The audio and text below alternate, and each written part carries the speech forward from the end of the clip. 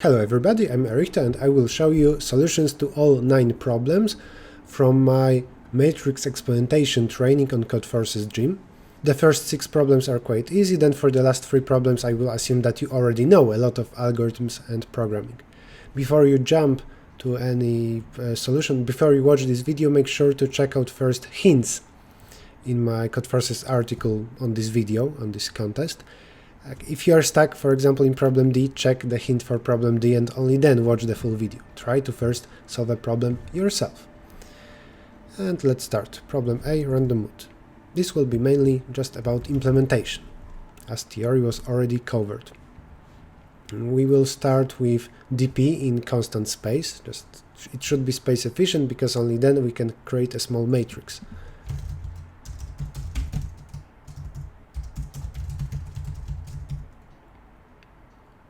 Read the input and create dp either in form of an array with 2 values, where dp of 0, let's say, would mean that the probability that I'm happy, and dp of 1 the probability that I'm sad, so it would be like that. Either this or something like that. So you can choose between those two. And repeat n times the transition. And this transition will affect our matrix. Whatever we will write here, it will in some way be then translated into a matrix. The probability that I will be happy in a moment is what? Either I'm happy and nothing changed, that happens with probability 1 minus p, plus I'm sad, well, by this I mean dp of 0, plus dp of 1 times p, I was sad and it changed. New sad, I can either cheat and write it like this, but it's not very matrix friendly, so let's make it like that. And we have our coefficients, 1 minus p and so on, those are coefficients. And I will say dp becomes new happy, new sad. At the end we print the probability that we are what? Happy. I think that was required in the problem, so this. Run A, on input 1, 0.7, I got 0.3, the second sample 2, 0.1, yeah, correct. And now let's use those coefficients. Happy goes to happy with this probability, so that's the first thing. M of 0, 0 is 1 minus p. From this state to this state there is this coefficient. From 0 to 1, let's think which number it is. So from happy to sad, this is that probability, p. From happy we move to sad, that's p. From sad to happy, this probability. From sad to sad, this probability. But we like a lot of implementation here. Fortunately for every next problem it will be easy, as I will mainly copy-paste the whole code. To keep a matrix, I recommend creating a struct in C++. And now we can choose between an array 2 by 2 or a vector, or this kind of array, this thing. And there is this article, I will link it in the description. Why are 2 by 2 matrices that are flattened much faster? This is a bit stupid question, but here's the important thing. Small vectors are slower than small arrays. If you care about the running time, arrays are a bit better, so let's keep using them.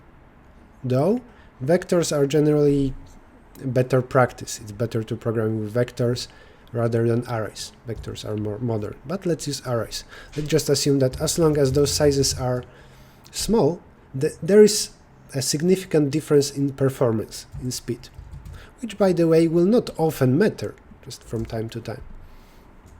And we need a product. Given 2 matrices, I want to multiply them, like explained in the previous video. Something will return a matrix, and in C++ we can write this kind of operator to be able to use a star, like product. Given some other matrix, let's call it other, and here I will do something and at the end return this product thing. The code again will be just slightly faster, but it doesn't matter for big sizes anyway. If you put here a reference, so you wouldn't copy this thing. This is just about C++, nothing very important. What do I have? Matrix product. Let's create it. Also here, let's initialize that with zeros. And because I will have a lot of for loops, I prefer to use a define from 0 to n. This way, now I can just write 3 for loops in a few characters. For I up to 2, for j up to 2, for k up to 2. I will move from I to j in one matrix and from this j to k in the other one. Thanks to that, after combining, I move from I to k, just like in Floyd-Warshall graph algorithm. What should that be? Product.a from I to k plus equal, like matrix 1 dot a from I to j times probability that in the other matrix, in the second part, I move from j to k. Okay. What else do I have? Yeah, the matrix 1 is just me, and this is other. If you are just going to write a function that would get 3 arrays or something like that, this code will look more like this. But I have struct, I have operator, I return product, cool. And now, one thing I could do to have linear solution, so too slow one, is to create a matrix. So struct, no, not struct, a matrix, I will call it single. Single.m of .a of 0, 0 is something and so on, and that's exactly this thing. 1 minus p. Okay, done. And in a moment I will add binary exploitation to improve the complexity, but first let's just do this.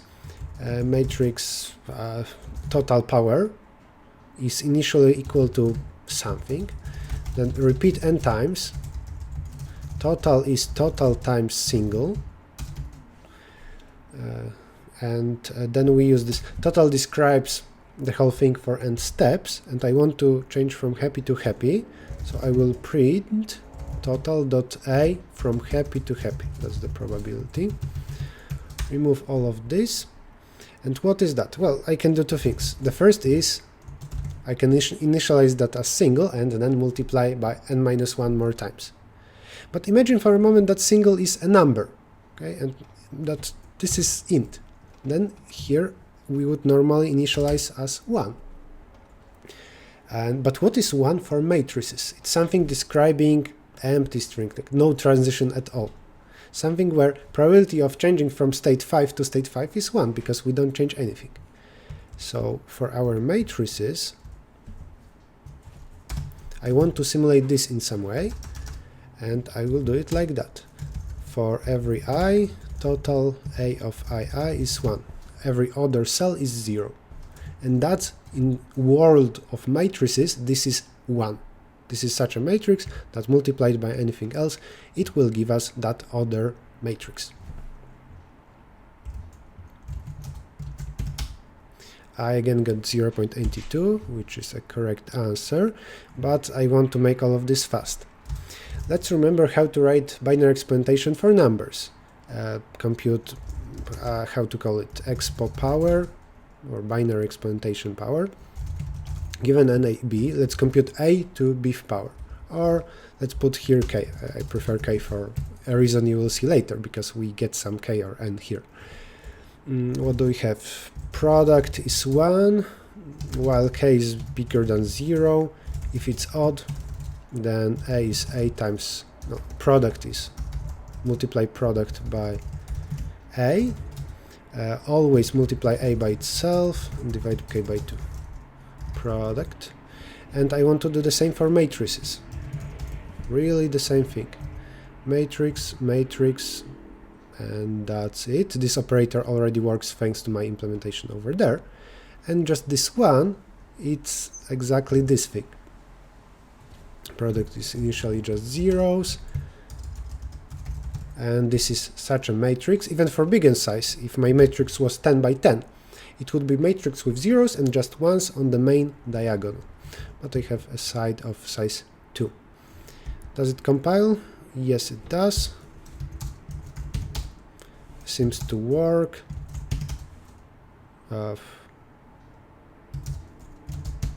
1, 0.1, 0.9, I think it's correct. And now the complexity is, oh, I didn't use it, my bad. Let's use it. Matrix total is expo power single power n. And let's test this. 0.1 and 3, 0.1. Maybe it's good. I actually have a bigger test here, 11, 0.06. That's a correct answer, but I will want to write more digits after the comma. I think this is how to do it with cout. Yep, and I will submit just to make sure this is correct.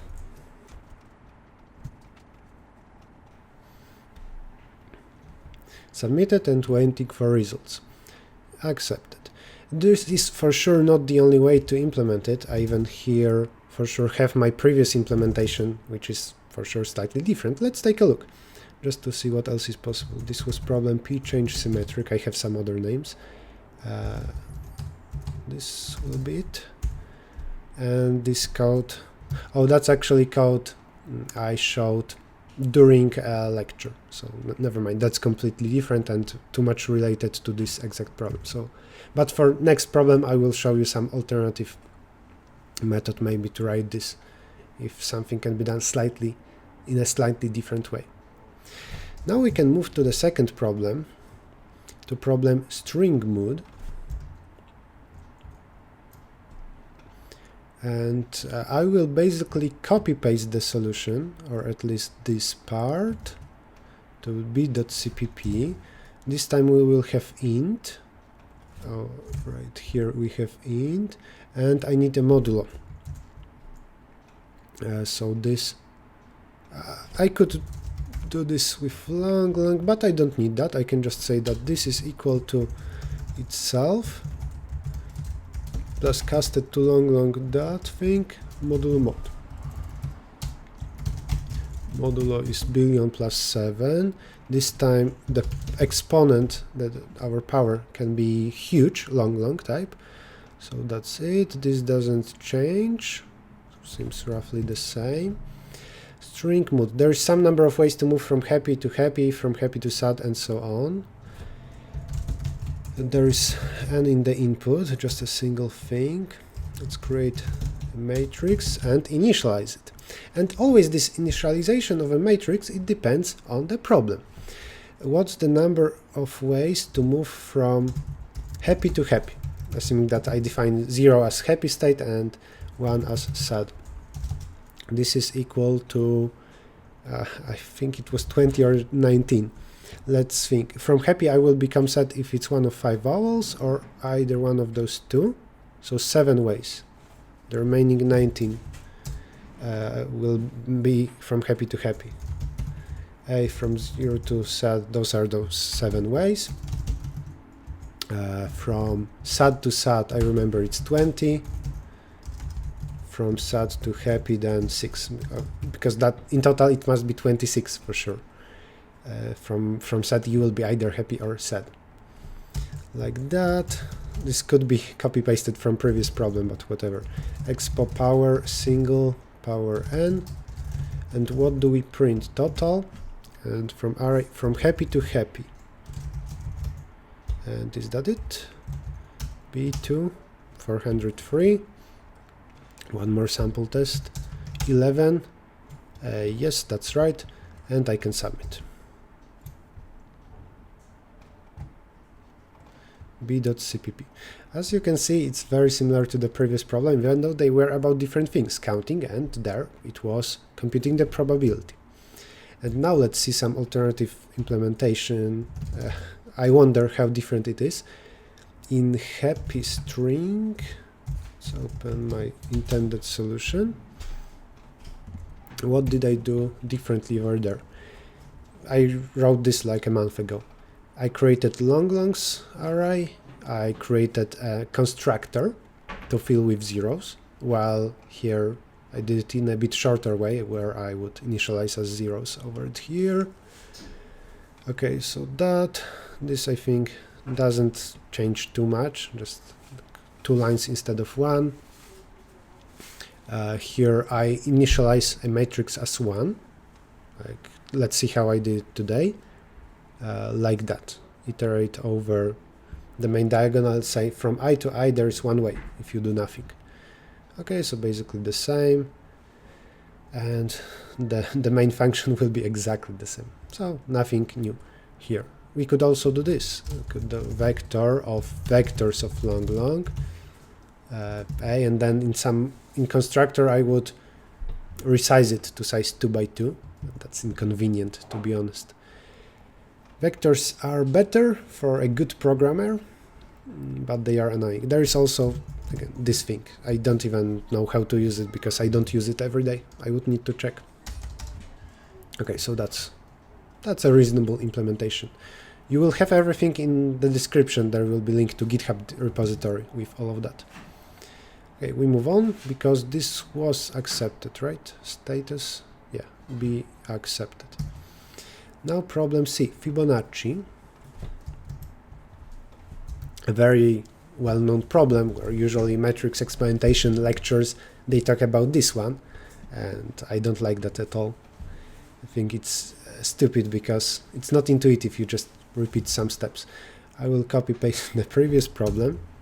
I think nothing at all changes here, and just, again, we start with DP solution, where in DP we have something like this. We have A and B, and n times, for n times, we repeat this. New A is equal 0 times A plus 1 times B.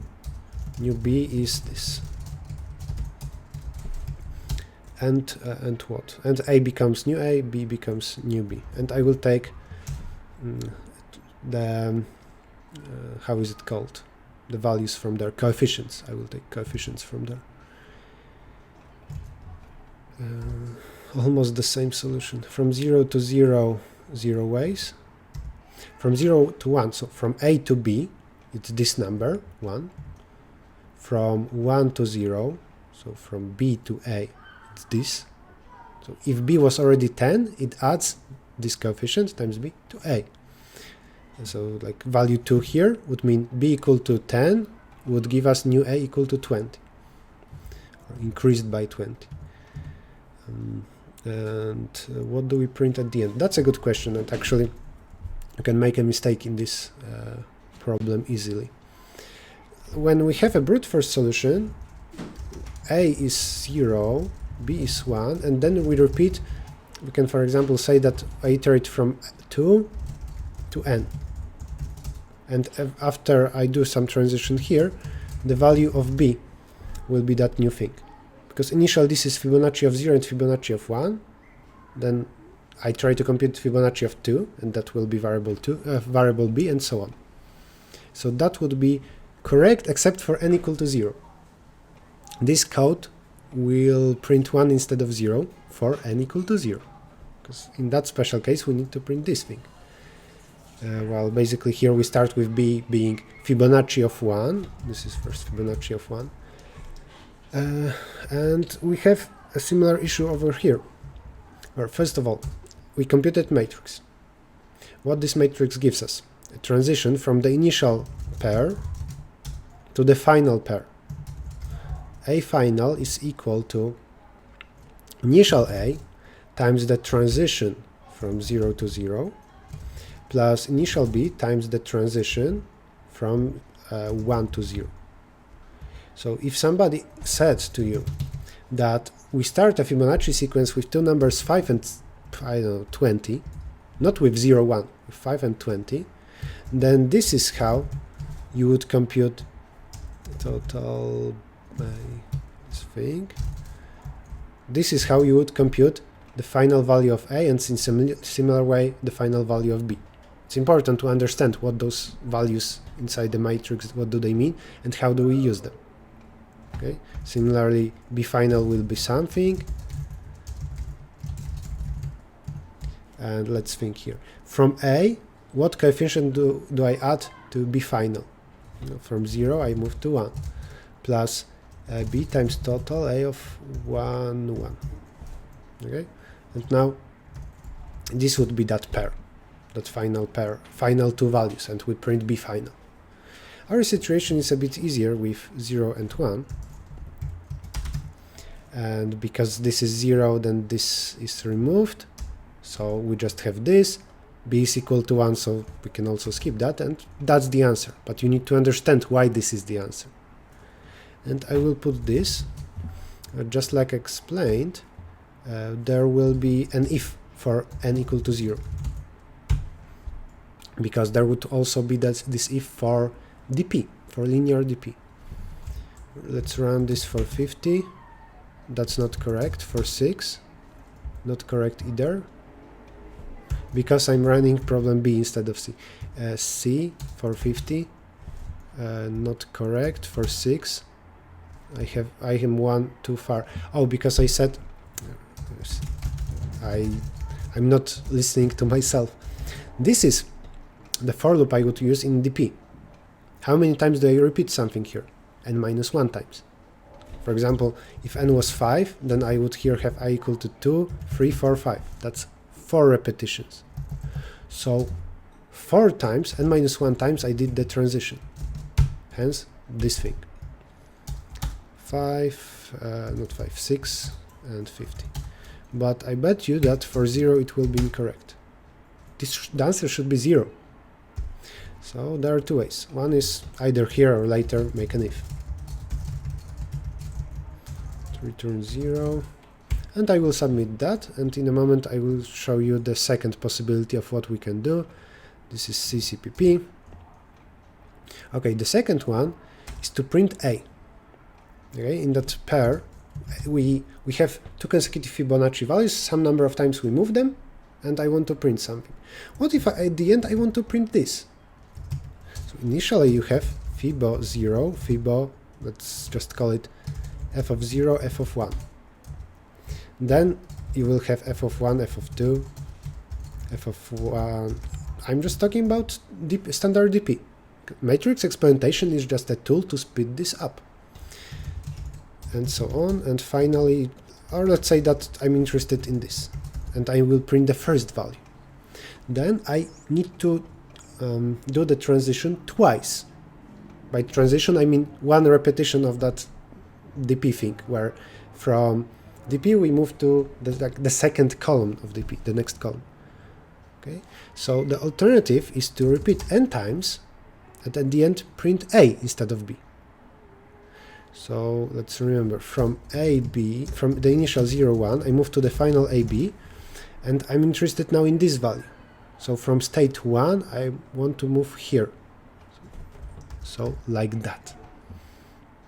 This will be final value of first thing in a pair. And I should be good now without any if. 6 should be 8. There is no if for n. 0, 0. Cool. Submit again. Problem C. Please try to understand both these solutions. It really checks if you understand what is happening. Still for Fibonacci problem, I see that I experimented more with that a month ago when I prepared the contest, where I have quite different implementation of matrix here. I call that struct M instead of matrix, but also here you see that if you don't have a define, this is also, instead of doing this, this is also a way to iterate over two elements, 0 and 1. Just some C++ trick for you. Other than that, it's the same. Yeah, and we don't need to create that total thing. This returns a matrix, and I print the value 1, 0. It's the same with my solution, this thing I wrote a few minutes ago, but I can just put this over here and remove the previous line. Not a big difference, obviously. Okay, we move to the next problem. Problem D, counting paths, count paths.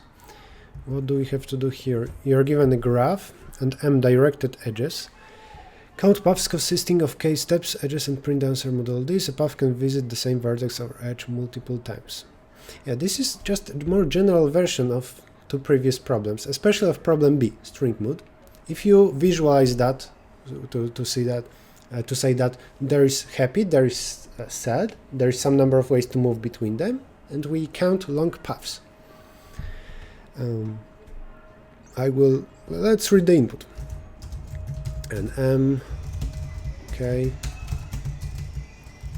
In each of those problems, I don't care about the speed of reading, whether I use syn or scan, whether I turn off the synchronization, doesn't matter because input is very small. Repeat M times, read an edge. And what do we do with an edge? I will just say that there is an edge, there is a transition possible.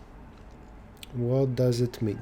Well, before I do anything here, in dp, we would need to create this dp of size n. Then we repeat k times. We create a new row of dp, and for every edge from A to B, this is pseudocode obviously, you cannot write this. For every edge from A to B, we do this. New dp of B plus equal new dp of A. If there was 10 paths up to this vertex A, and now I have an edge to new vertex B, then there are those 10 paths to vertex B. So imagine just that there is here a coefficient of 1. From A to B there is a transition with coefficient 1. Maybe here it would be 3 if there were 3 edges, 3 directed edges from A to B. But there is 1.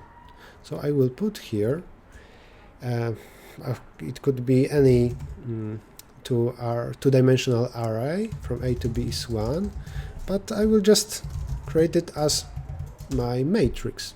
I will already create it here. Single dot A. I see that the names are confusing. Let's say that the edge is from U to V, from U to V, from U to V. And I prefer numbering from 0 to n minus 1, not from 1 to n. Okay, now matrix total is expo power, single and k. And what do we print? Path can visit the same, count paths. So it can be from vertex 0 to vertex 0, or from 0 to 5, or whatever. Then answer is 0. Actually, I still have my define, my template. Let's remember it's this thing. It iterates from 0 to n minus 1. So let's use it. From 0 to n minus 1. For j, the same thing. Answer plus equal total number of paths from vertex I to vertex j. Print answer. Remove that. Remember about modulo. And here one thing is we could do this. And yeah, let's leave it as it is. Modulo operator is quite slow and it can be avoided here, but doesn't matter too much. It's anyway, this is n square in complexity. For n up to 100, this can be even extremely slow, and we would be fine. But I need to modify this code slightly. Up to n. And what do I do here? Well, the laziest thing I could do is just this. Put a maximum thing over here. Now I don't know how to do this without a constructor. Let's maybe try to do it with vectors, so you would see how it would look like. I will create a two-dimensional vector, call it A, and do we have, what do I do? Let's n be global, so I would know what size this should have. Then also in exponential power, now I can use this n. Yeah, so n was global, I read it here, but it exists everywhere. And to avoid constructor, I can do it like that. Create this of size n, filled with vectors, one-dimensional vectors of size n, and this will be filled with zeros by default. You don't need to write this. Okay, so now we have our vector. For big N, as I mentioned earlier, for big N there is no difference between speed of vectors and arrays, because This part is the slowest. You should care about the speed of this part. We can do a little experiment in a moment. Okay, are we fine here? Maybe that's everything. I don't know if I forgot about anything. Run D on this test 5, and the second one should be 21,000 something. Yeah, 21,000 something. So let's submit, and let's talk about speed and complexity. Submit DCPP. This obviously three nested for loops is n square, and we do that logarithmically many times. Binary power gives us logarithm of k in complexity, so it will be of n cubic times log of k, and that's fine. It took 1/3 of a second. I can nicely improve the running time if I get rid of modulo operator in some way. It's complicated to do, but just remember, if you really want to squeeze the running time, you can do some tricks like this. Put longs here, or maybe not here. Let's create a temporary array of type long. This TMP of size n by n. Here we do TMP of ik plus equal dot. Without modulo operator, because I want to avoid it as it is very slow. What do I do now? Sometimes there could be overflow. Eventually I will hit overflow because 100 times n is up to 100. 100 times I add something of magnitude billion times billion. But here's the trick. I can avoid modulo here by doing this. If you are bigger than, let's say, this value, do this.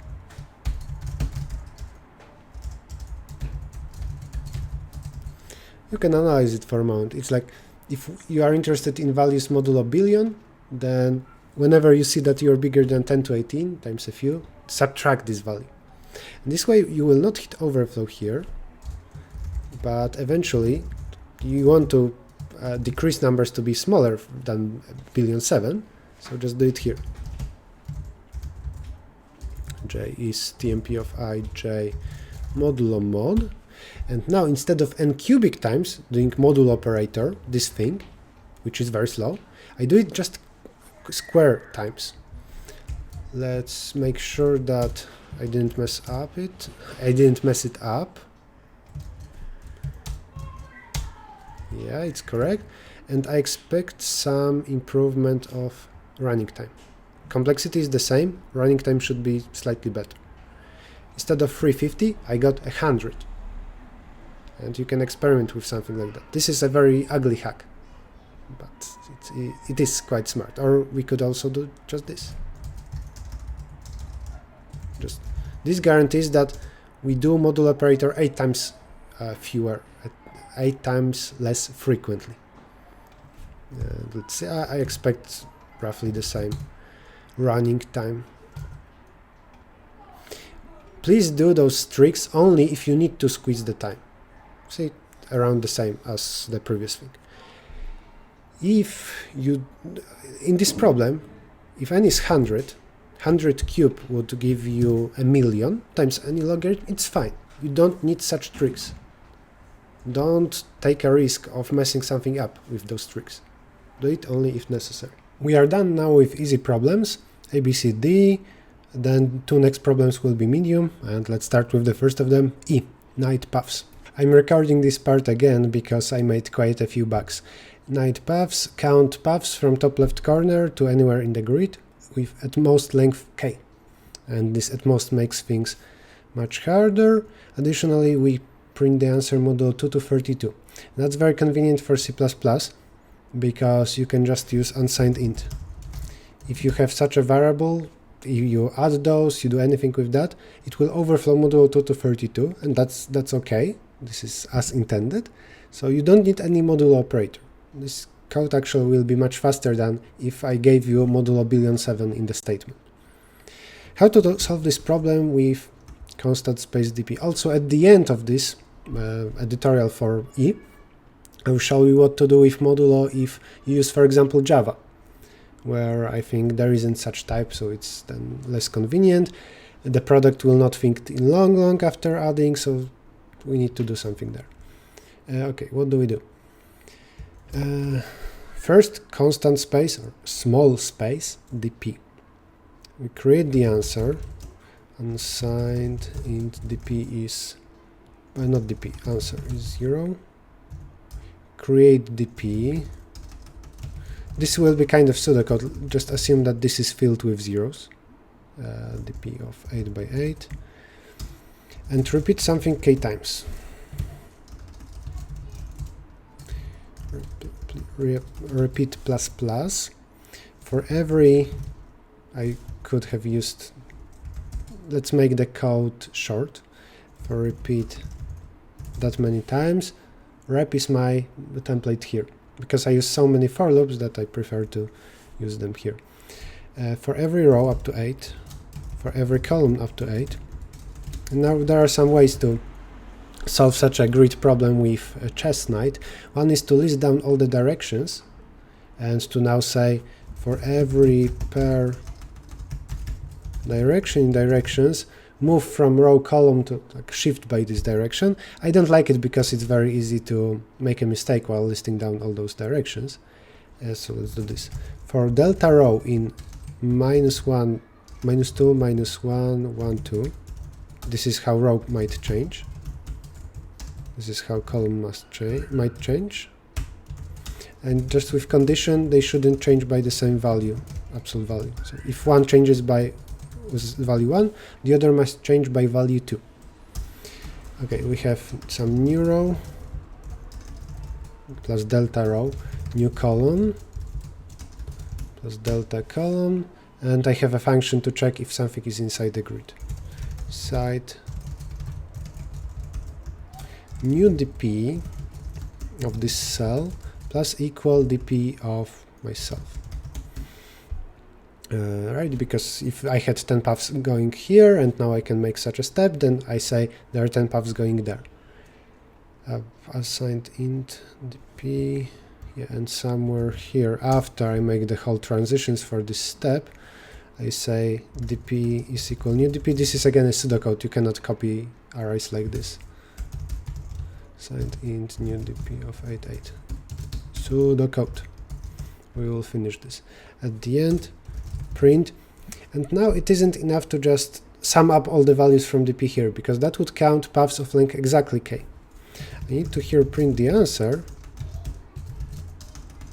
after every time here iterating over, well, row and column, row 8, rep col 8, say answer plus equal, let's say dp or new dp of row column, something like that, right? And this seems not matrix friendly because we know already how to handle this part, but not this one. But here's the thing. It's important, the size of matrix will be equal to the number of variables we need to keep. And we just have here 65 variables. Those 64 and one more answer. And this answer, also we add here some values of dp.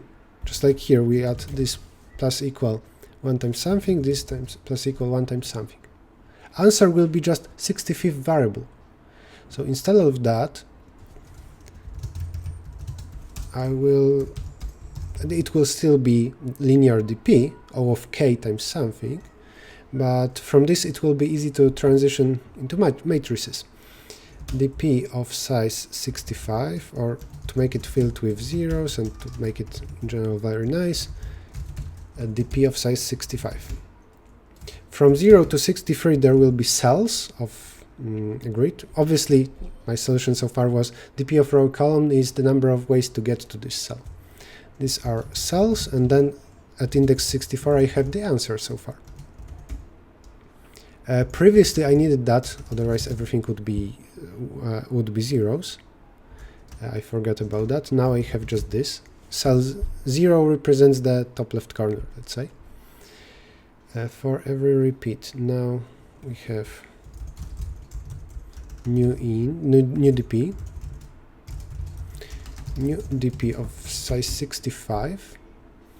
We do something here, and this is an easy way to kind of hash the values of dp of a grid like that. And what do I do here? Answer, so dp, new dp of 64 plus equal 1 times, and I cannot do this. We don't know how to do it with matrices. I only know how to do this with matrices. Like new dp depends on the previous dp, not on its own values. But I can handle this. It will be just that in like 4th step we will sum up values from 3rd step. Okay, and answer is what dp of 64. What else is wrong here? Actually, right now at step 5, new dp of 64 will be just the sum of values from step 4, because right here new dp of 64 is equal to 0, and that's wrong. Remember that in that first version of my code I had answer plus equal something, not answer is equal sum of values, but answer was already some existing value from previous steps. So I should do this, new dp of 64 is equal dp of 64. And to make it matrix friendly, we do this. And now all of that really has a form of standard transition with coefficients, and we can make it into a matrix. Every line here is of form new dp of something plus equal coefficient equal to 1 times dp of something. I can remove my old code here. I guess it's the same. Compile to see if I need to fix anything. I didn't close all the brackets, and we should be fine now. And because answer in step 3 takes values from step 2, I bet that I will need to increase or decrease k by 1. For 2 I have answer 3. For 3, let me clear this, Control L. You see, for 3 I got answer of 15, even though it should be the answer for 2. Because in step 3 I sum up values from the previous step. So here we do this. K++. So in step k plus 1 I will sum up values from step k. And now for 2 I have this. Let's see, 0, it's 1, yet there is just one such path. For 1 it's 3, and let's check 6. This basically checks as well if I correctly go through the grid and don't go outside of it. As a reminder, I never use modulo here, because this plus equal, if both things are unsigned int, it computes things with overflow modulo 2 to 32. So this is modulo 2 to 32. Cool, and now we need to transform this into a matrix, and then say this matrix power k is the answer. Remember here, this is just a standard thing with transitions. It's not that we keep some extra answer variable on the side. How to create a matrix? I don't want to here for now implement everything from scratch, so let's just focus on the important part. The matrix should be created here, single, and now let's move all of that here. And what do we know? Here we have transitioned from one cell to the other, single dot A of, from this cell of previous dp, I move to this one. This becomes 1. Does it matter if I do plus equal 1? It doesn't, because for every cell I go through neighbors and I say from this you can go to this. It's not that I will here repeat any cell. There's no difference between equal and plus equal. Okay, let's remove that. And what else do I need? I need also that. For everything from 0 to 64, I added 64, including itself. So it's just the following. For I from 0 up to 64 inclusive, we say from this cell move to 64 with coefficient of 1. And now all of that really represents our transition here. I will now copy some code from the previous problem, but I need some changes for sure. What changes do I need? This is unsigned int, unsigned int, unsigned ints, no modulo, no casting to long, that's not necessary. I can just do it directly. No need for some temporary TMP.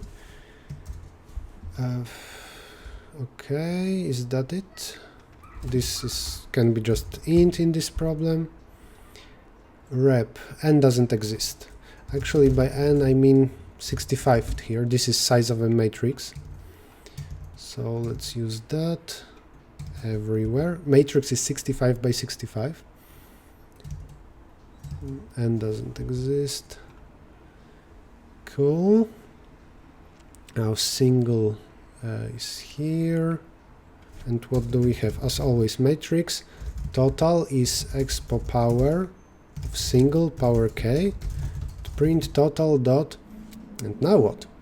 You can stop now and think for a minute. What do I put here? It's not trivial. But here you go. Initially here we had this. There's one way to get to top left corner. And indeed we care about paths from top left corner to that cell representing an answer. So this is total A of 0, 64. And let's comment out everything below. By the way, during a real contest you don't need to first implement all of that DP thing.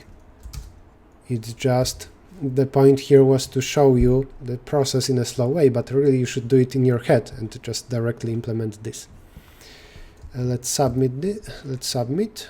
Two remaining things in problem E. The first one is how to do this modulo thing in Java and other languages, because especially in Java, you might have an issue that there's no unsigned type, so you need to use something like long or long, but then A times B will overflow. If A is up to 232, B is up to 232, the product will overflow. So just a quick hack, you can represent at least one number, maybe both, if you need to do this. Represent A as R plus T times 2 to 16. So represent A as a number in base of 2 to 16. It's very easy to compute those two numbers, R and T. You can do the same with B, you don't have to. And now you need to compute something like this. And each of those terms will fit in long. Just, after computing some product, take it modulo 2 to 32, and then you can do it. It's just a hack. That was not the point of this problem. But here's the alternative solution, the alternative way to solve the real difficult part of the problem, so how to handle the at most k times. And here's that alternative version. You can try it yourself if you are going to now implement it from scratch without thinking about what I did so far. There is a grid. This is a general thing. There is a grid, count paths of length at most something. Now take this graph, from every vertex add a fake edge, or just an edge, to a fake vertex. Let's call it n plus 1, if vertices were numbered from 1 to n. Also an edge from n plus 1 to n plus 1. And now every path of length, let's say 5 in a graph, we can say that also it corresponds to a path of length 6 coming to that vertex n plus 1, and then it can be expanded because there is edge from n plus 1 to n plus 1. Okay, so every path of length, let's say 5 in that first graph, in the initial graph, corresponds to a path of length 6, 7, 8 and so on, ending at vertex n plus 1. This means that if you want to compute paths up to length 7, then this will be counted. Just ask about paths ending at n plus 1. every path ending at +1 corresponds to some shorter path in the initial graph. That's an alternative way to think about it, but the code is really the same. What this is exactly the same with what I did here, where I said from every thing there is cell2, and I call that answer, a variable corresponding to the answer. So really code is the same. But yeah, that's a cool alternative method. Now problem F, min path. For the first time we don't count something. It's not that we will multiply stuff. We are given directed weighted graph, and we want to find the minimum possible weight of a path with some length.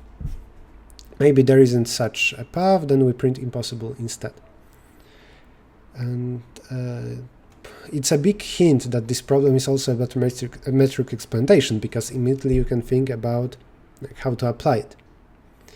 And again, the key thing to realize, if this problem wasn't in matrix exploitation training, the key step to realize that it might be matrix related problem is that it is possible to do it with space efficient DP, where you just for every vertex know the best path of length so far ending there. Right, so it will be something like repeat k times, and here we have some array of size n, where dp of I is best path of length, this how many repetitions so far, path up to vertex I. But it's stupid now to multiply some matrices. And instead of that, this is not a full code, I just copied it from some previous problem. We here have also cost C, and we say this from U to V, but I changed numbering to now be from 0 to n minus 1, hence the minus 1. This is C. Let's say that by default all the values are infinity or minus infinity. We need to find minimum possible weight, so here infinity. This will be some huge variable I create at the top. And after that, I want to do this, and then to remove this part. We've just a small change to the product thing, to this function. I can do it here, infinity, then I don't need that. So what? Modulo doesn't exist. Infinity is, let's say, billion plus 5. That might not be enough, as there is length billion, each with cost billion, let's say 3 billions plus 5. 2 billions should be enough as well. And this time, again, this is that unnecessary code. What do I do? Product is a bad name here, but now if from I to j I can get with some weight, and from j to k, then from I to k, just like in Floyd-Warshall, I can get as the sum of those two. What is it? A of ij plus order a of jk. Notice the similarity to the next commented line. Here we add the product, and I care about the minimum.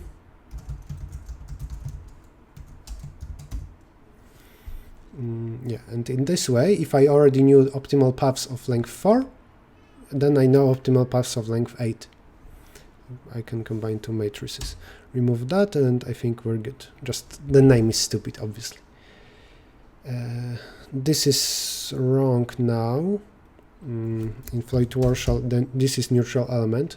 Of length 0, with paths of length 0, we can get from I to I. And are we done? Does it compile? N doesn't exist. N, I think it should exist. What's wrong?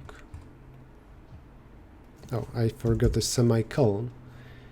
And there is overflow because I need long.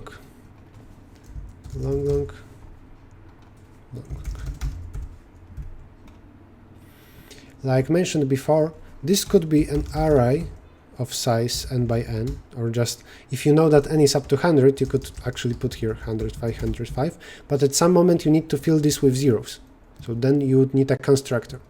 A big vector, for me at least, is more convenient, or you can use array. This is a long line, but you have initialization with whatever value you want for free. Now I know optimal paths from every vertex to every other vertex for length k. I'm interested in the best of them. For every I, for every j.